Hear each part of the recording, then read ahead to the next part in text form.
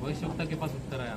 अब उत्तर किस रीति से आ रहा है कि यहोवा यो कहता है, क्या कह रहा है? यहोवा यो कहता है कि तुम इस बड़ी भीड़ से मत डरो, ना तुम्हारा मन कच्चा हो, क्योंकि युद्ध तुम्हारा नहीं परमेश्वर का। क्या बोला? युद्ध किसका है? किसका है? हमारे जीवन में भी जब अभी देखो, क्या जो शत्रु आए थे क्या परमेश्वर से लड़ने आए थे? शत्रु जो चारों ओर से आए थे यहोशापात के, किससे लड़ने आए थे? राजा से ना, यहोशापात से लड़ने आए थे या परमेश्वर से लड़ने आए थे? लेकिन यहाँ पे परमेश्वर का शब्द आया, वो क्या बोल रहा है कि युद्ध किसका है? परमेश्वर। तो मतलब क्या हुआ?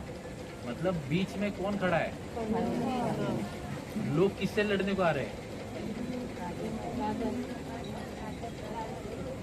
राजा से लड़ने आ रहे हैं, लेकिन राजा के साथ कौन?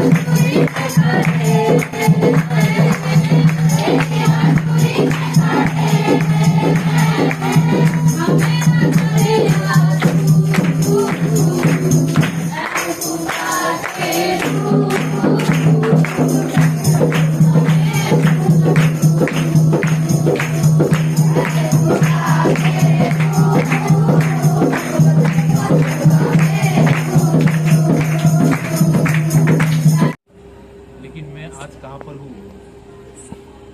तब याद आ रहा है जब सब कुछ खत्म हो रहा है।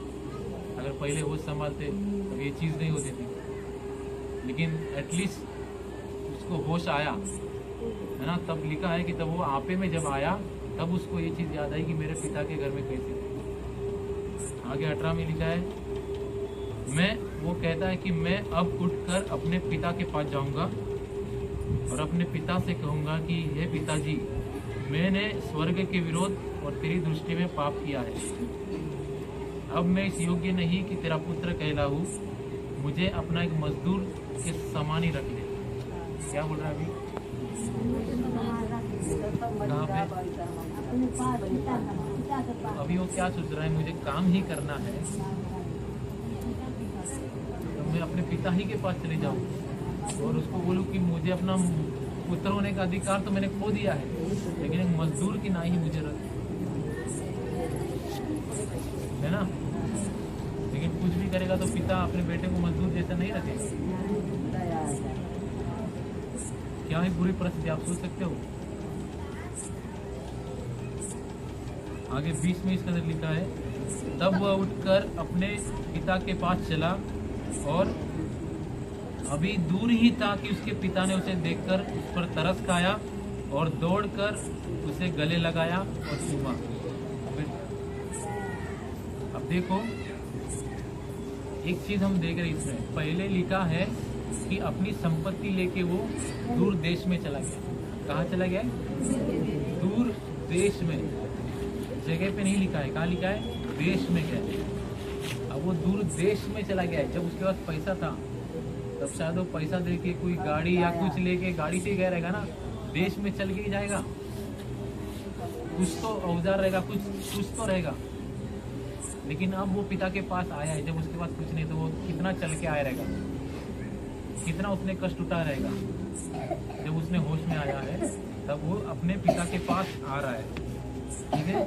और ऐसा लिखा है कि पिता ने, जब वो दूर ही था, पिता ने उसे देखकर उस पर तरस खाया और दौड़कर उसके पास गया और उसे चूमा। और पुत्र ने उससे कहा, पिताजी, मैंने स्वर्ग के विरोध में और तेरी दृष्टि में पाप किया। अब मैं इस योग्य नहीं रहा कि तेरा पुत्र कहलाऊं। परंतु पिता ने अपने दासों से कहा कि झट अच्छे वस्त्र, है ना, अच्छा वस्त्र निकाल कर उसे पहना लो उसके हाथ में अंगूठी और पाँव में जूतियां पहनाओ और पला हुआ बछड़ा लाकर मारो ताकि हम खाए और आनंद करें। पिता का हृदय देखा? पिता का हृदय आप समझ रहे? जिसने, आप देखते हो जैसे हम इधर रहते हैं, किसी को प्रॉपर्टी चाहिए होती है, किसी भाई को, तो कितने झगड़े होते हैं, समझ रहे? कितने झगड़े होते हैं। फिर वो लोग एक दूसरे की शक्ल नहीं देखते, इतने जब झगड़े होते हैं फिर वो उसको बोलता है जा अब ये तेरा है, जो करना है कर, अब तेरा इसमें कुछ नहीं है। लेकिन जब लिखा है ऐसा कि वो जब ऐसी हालत में था, कैसे हालत में था, सूअरों के बीच में रहता था, उनके बीच में खाता था, मतलब उसके कपड़े और वो कैसा हुआ रहेगा। जब पिता ने देखा अपने बेटे को दूर से, पिता क्या किया? दौड़ा, उसकी ओर दौड़ा, उसे गले लगाया, उसे चूमा। उसने, पिता ने नहीं देखा कि वो कितना गंदा है, कितनी परिस्थिति बुरी है। पिता ने दौड़ा, वो चल के आ रहा था, लेकिन दौड़ा कौन? पिता दौड़ा है। देखा पुत्र है, गले लगाया और चूमा। अपने नौकरों को बोला तुरंत नए वस्त्र लेके आओ, एक अंगूठी लेके आओ, नए चप्पल लेके आओ। तुरंत क्या किया? उसको साफ करवाया। ये प्रभु यीशु मसीह ने एक दृष्टांत दिया। इसका अर्थ क्या है कि एक व्यक्ति जब अपने जीवन में कई एक गलतियों में, पाप में, अपराधों में होता है ना, तब वो अपने मन में बहुत होशियार होता है। उसको लगता है कि मैं सही हूँ। फिर जब परिस्थिति ऐसी बुरी हो जाती है, तब फिर उसको याद आता है कि मैं पहले अच्छा था। समझ में आ रहा है? पहले मैं अच्छा था। और यहाँ पे जो पिता और बेटे का है ना, तो बेटे हम हैं, पिता हमारा परमेश्वर है। हम कितनी ही बुराई में थे, लेकिन जब हम थके हारे हुए, कोई भी यहाँ पे ऐसा व्यक्ति है जो आनंद से यीशु में आया है? हर एक लोग अपनी तकलीफ से, हर एक लोग अपनी मुसीबतों में ही आए। किसी ने हमको वचन दिया तब हम आए, हमारी परिस्थिति बहुत खराब थी तब हम आए। लेकिन क्या लिखा है? जब परिस्थिति खराब होके जब आए, दौड़ा कौन है? क्यों लिखता है कि तू एक कदम बढ़ा, मैं 10 कदम बढ़ा के तेरे लिए सामने आऊंगा, तेरी मदद करने के। जब हम ऐसी परिस्थिति में उसके सामने आए ना, वो दौड़ के हमारे पास आया। और जब वो दौड़ के आया ना, उसने नहीं देखा कि तुम कितने पाप में हो। उसने कहा मेरे पुत्र ने तेरे लिए लहू बहाया है और उसके लहू से तुम सारे अपराधों से माफी तुमको मिल गई है। उसने क्या किया? नए वस्त्र पहनाए। नया वस्त्र क्या होता है? आपने देखा आदम ने जब पाप किया तब उसको क्या मालूम पड़ा कि वो क्या है? वो नंगा है। जब पाप हुआ तब क्या पता चला कि वो नंगा है। फिर परमेश्वर ने क्या किया? वहाँ एक चमड़े के वस्त्र को बनाया और उनको पहनाया। किसको? आदम और हव्वा को। तो मतलब क्या किया? परमेश्वर ने चमड़े का वस्त्र कैसे हुआ? चमड़ा किधर से आया? कोई ना कोई तो बलिदान हुआ रहेगा। चमड़ा कैसे पैदा हुआ? चमड़े का वस्त्र बनाने के लिए कोई बकरा, कोई चीज, कोई तो चमड़े का मरा ना, जिससे वो चमड़ा निकला और उसी से उसका ढापा गया, नंगापन। यीशु मसीह ने वो लहू को बहाया और वो पाप के ऊपर की सारी बातों को हटाया और नया वस्त्र हमें पहनाया है। हालेलुया। फिर क्या पहनाया? उसके हाथों में क्या पहनाया? अंगूठी। अंगूठी क्या बताती है? अंगूठी कब पहनते हैं? Ring finger. हाँ, अंगूठी क्या पहनते हैं? एंगेजमेंट में। एंगेजमेंट मतलब तुम एंगेज हो गए हो, एंगेज हो गए मतलब तुम एक रिश्ते में आ गए हो। क्या हुआ था पहले, उसका रिश्ता टूट गया था उसके पिता के साथ, क्योंकि उसने अपना हिस्सा मांग के सब कुछ छोड़ दिया था। लेकिन जब पिता के पास वापस आया तब उसने क्या किया, वापस रिश्ता स्थापित किया। जो रिश्ता टूट गया था उसको वापस स्थापित किया। समझ रहे बात को? उसने पहले हमारे सारी चीज़ों को साफ किया और हमारे साथ में एक रिश्ता जोड़ दिया है। जो रिश्ता टूट गया था, क्यों टूट गया था? क्योंकि हमने अपनी मनमानी की। क्या की थी? हमने अपनी मनमानी की। हमको जो अच्छा लगा वो हमने किया। और जब हमने होश संभाला तब हमको पता चला कि हम सूअरों के बीच में है। हमारी परिस्थिति इतनी बुरी है कि हम सूअरों के बीच में है। फिर हमने क्या सोचा, किसी का वचन आया, फिर हम गए थके हारे, है ना, अपनी मुसीबतों में, अपनी बीमारी में हारे हुए गए उसके पास। लेकिन वो दौड़ के आया और क्या किया, पहले वस्त्र पहनाए और फिर अंगूठी पहनाए। सबसे ध्यान रखना, अंगूठी क्या करती है? रिश्ता बनाती है। परमेश्वर ने हमारे साथ वो रिश्ता बनाया है। हालेलुया, आप समझे ना? लेकिन एक चीज वापस आपको बताता हूँ, उसके अंदर वहां पे लिखा है कि जब उसने पाप किया था तो वो क्या कहता है कि मैंने तेरे और किसके विरुद्ध में किया है? पिता को क्या बोल रहा है वो, कि मैंने तेरे और स्वर्ग के विरोध में पाप किया। मतलब जब हम पाप करते हैं तब किन किन के विरोध में हो रहा है वो? हम लोगों के भी विरोध में कर रहे हैं और जो पिता है जो स्वर्ग में है उसके विरोध में कर रहे हैं। स्वर्ग में कौन है? परमेश्वर है। तो मतलब हम किसके विरोध में पाप करते हैं?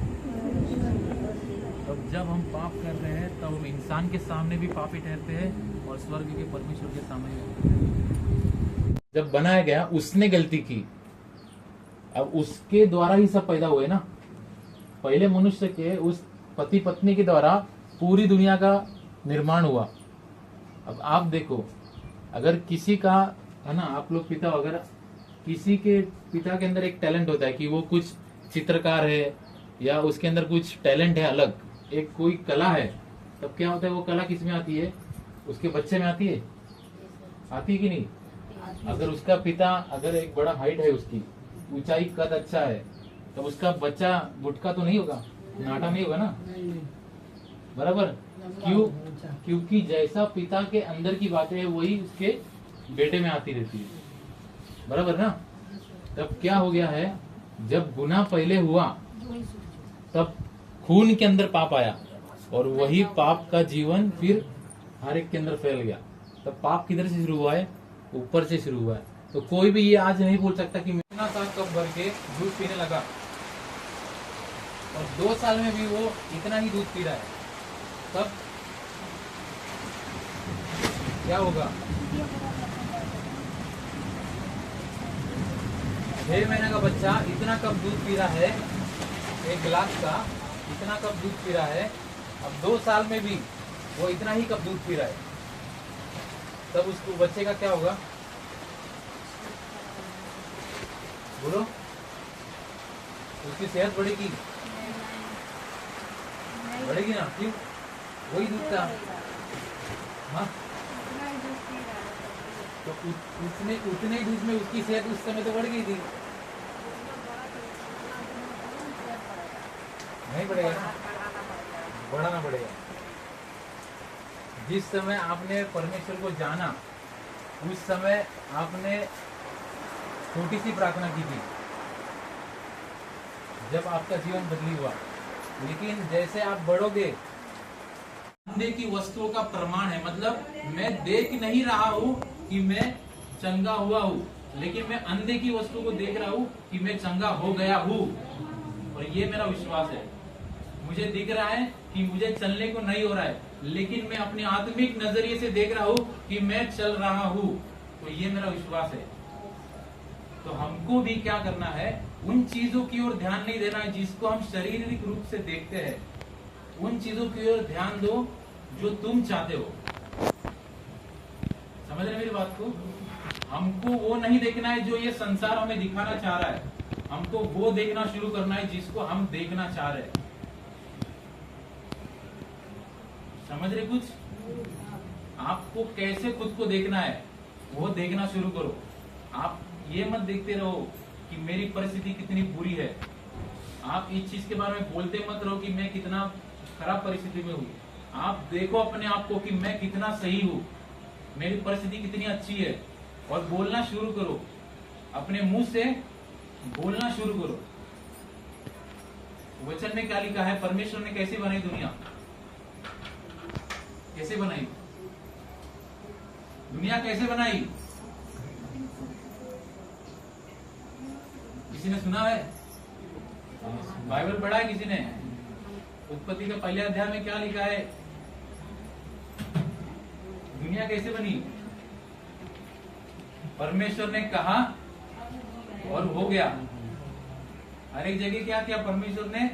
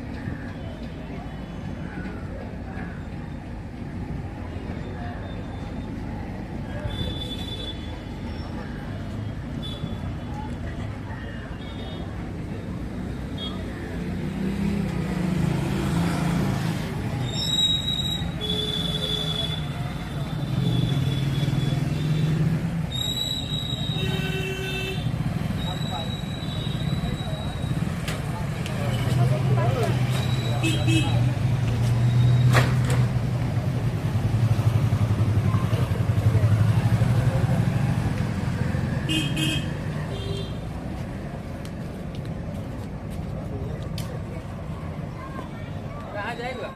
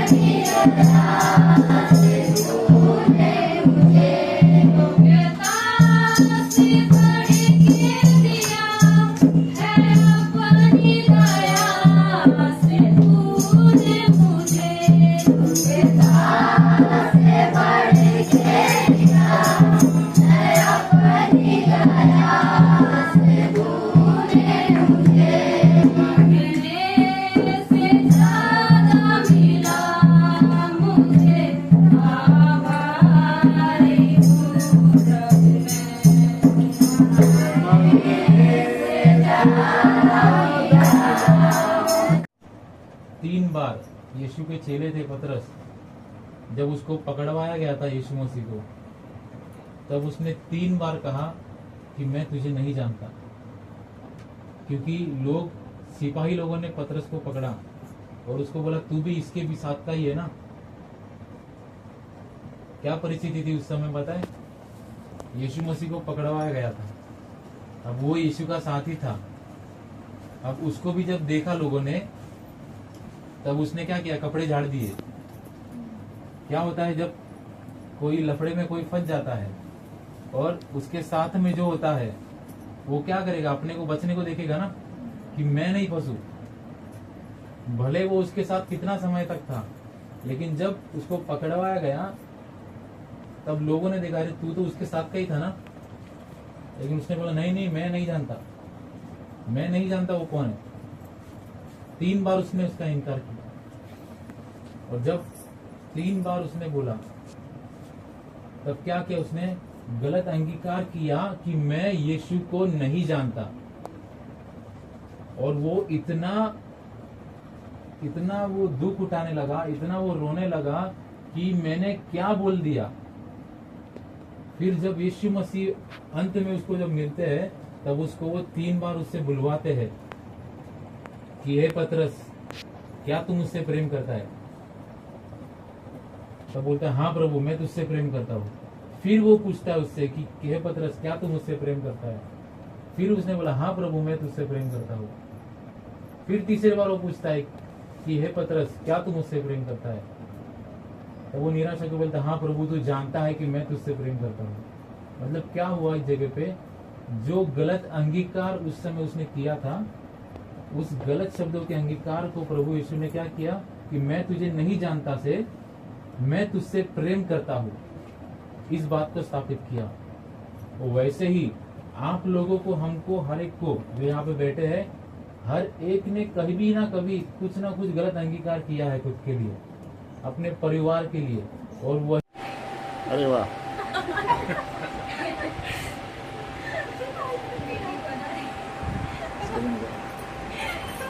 सर सीख रहे अभी शूटिंग करना, शूटिंग करना सीख रहे।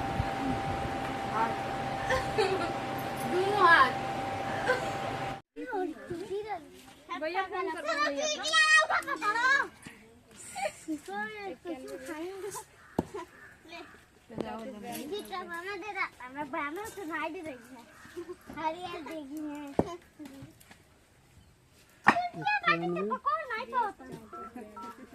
चौंतीस 42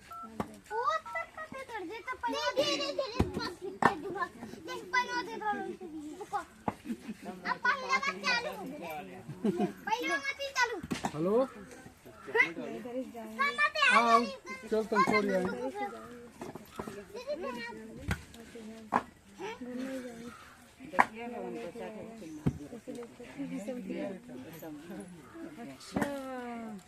उदा करिया मुड़िए बिना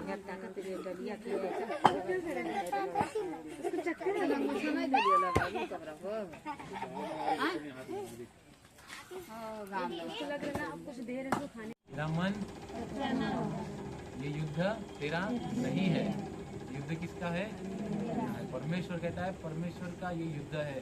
तो अगर हमारे जीवन में भी कोई ऐसी परिस्थितियां है जिसमें हम तकलीफ उठा रहे हैं, जब हम उसकी स्तुति करेंगे तब परमेश्वर आपके उस परिस्थिति के बीच में आके वही कहेगा, डर मत, तेरा मन, क्योंकि ये युद्ध तेरा नहीं है। फिर हम क्या देखते हैं, आगे क्या किया लोगों ने? जब युद्ध लड़ने गए थे तब हथियारबंद लोग कहाँ थे और स्तुति करने वाले लोग किधर थे? है ना, सिस्टम बदल दिया। युद्ध लड़ने वाले लोग, हथियारबंद लोग आगे होते हैं, लेकिन यहाँ पे क्या किया गया? स्तुति करने वाले लोग आगे थे, हथियारबंद लोग पीछे थे। और जब स्तुति करते गए, जब युद्ध भूमि में पहुंचने ही वाले थे, तब क्या देखा उन लोगों ने?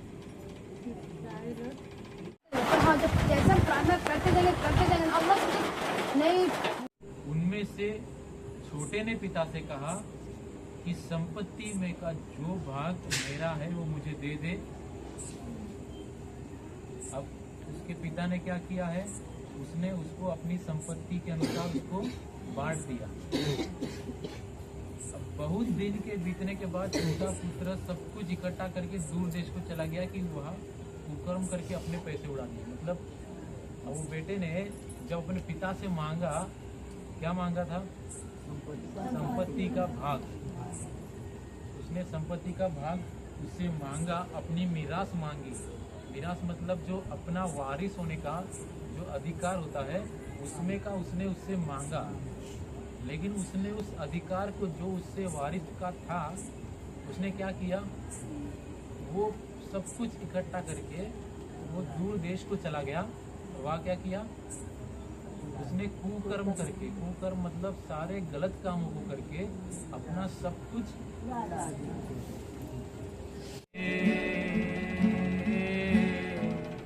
तेरी आराधना करें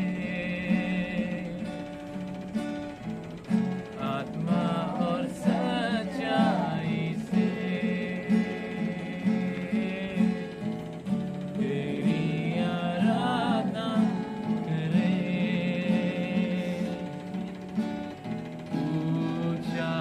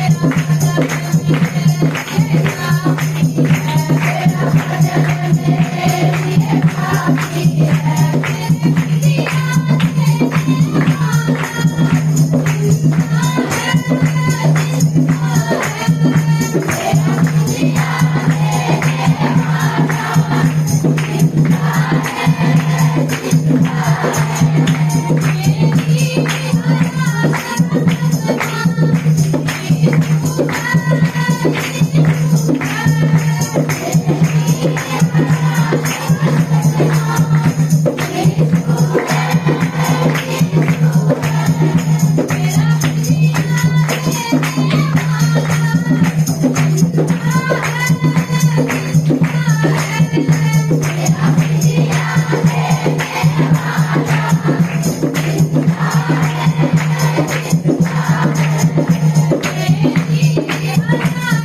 बदलते रहेंगे, बदलते अब तुरंत बदल जाएगी, अब पता भी नहीं चला। और जब उस टाइम जब सोचेंगे ना, फैशन ऐसे कल बोला कि आप लोग रिकैप करो कि पहले कैसे थे अब कैसे हो, तो वो चीज़ें मुझे कल याद आई कि सच में हमारा सिचुएशन बहुत खराब था। और परमेश्वर में आने के बाद प्रार्थना करते करते हमारा बहुत कुछ बदल गया। मेरे घर में शांति आ गई, सब लोग मेल मिलाप करके रहते हैं। वो चीज़ मैंने देखा, मतलब रहते थे ना, ढल जाता पता नहीं चलता है, पर उस टाइम में जब हम लोग उस जगह पे गए जिस पहले थे हम लोग, तो बहुत खराब था, बहुत तो खराब था। मेरे भाई पापा से लड़ाई, सब लोग अलग अलग, शैतान हावी था। हाँ। शैतान हावी था। मेरे घर में लोग हैं, मतलब 3 लोग हैं, मेरे पापा के 3 भाई लोग हैं। आप लोग उधर मत देखिए, मेरे पापा का 3 भाई लोग हैं, वो लोग अक्सर लोग लड़ाई करते रहते थे। चाची लोग होते हैं, मेरी मम्मी बड़ी हैं, अक्सर लड़ाई होता रहता है किसी न किसी बात पे, छोटी छोटी बात पे। हम लोग उस चीज़ को हमने देखा इस टाइम में, इस टाइम हमने क्या देखा, वो लोग एक साथ बैठते हैं, इतना मस्ती लोग करती है ना, ऐसा लगता है ना कि सगी सिस्टर है वो लोग। पहले का टाइम मतलब वो अलग अपने रूम में, वो अलग अपने रूम में, मतलब एक ही कमरे की है ना, अलग अलग रूम ऐसे। पर इस टाइम में वो लोग एक साथ बैठते हैं, अब बातें करते हैं, वो अच्छा लगता है। भाई लोग, पापा लोग, सब लोग अच्छे। अभी हाथ ऊपर करो।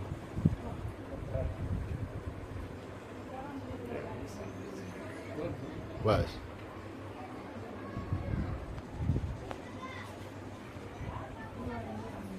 इतने वैसे जैसे अभी बना हुआ है ना, तो वही विश्वास में और रहो स्थिर, है ना, पूरा नॉर्मल हो जाएगा। ऐसी कोई चीज़ नहीं, जब देखते हैं ना, दुनिया बनाने वाला जो है वो सब कुछ कर सकता है। अभी हमारा काम है, मुंबई में हमारा गैरेज है 4 व्हीलर का, तो 4 पहिए की गैरेज है, तो वहाँ पे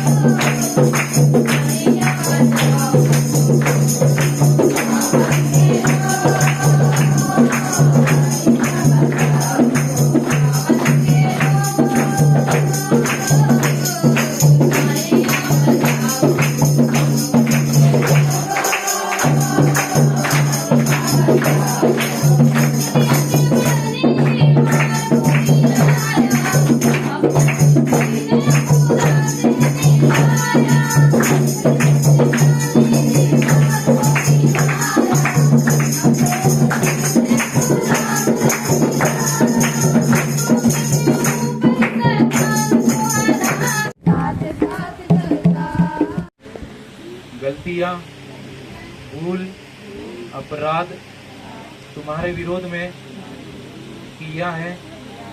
परमेश्वर हमें क्षमा कर। हम नहीं जानते थे कि हम क्या कर रहे थे। प्रभु अब हम जान गए हैं। परमेश्वर हमें क्षमा कर। प्रभु तेरे पुत्र यीशु के लहू से धोकर शुद्ध कर। प्रभु हम विश्वास करते हैं कि यीशु मसीह हमारे लिए आए, हमारे लिए जिए और हमारे लिए क्रूस पे बलिदान हुए। प्रभु हम विश्वास करते हैं कि तीसरे दिन फिर जी उठे और आज वो स्वर्ग में है। प्रभु आज से हम आपको अपना उद्धार, गलतियाँ, भूल, अपराध तुम्हारे विरोध में किया है। परमेश्वर हमें क्षमा कर।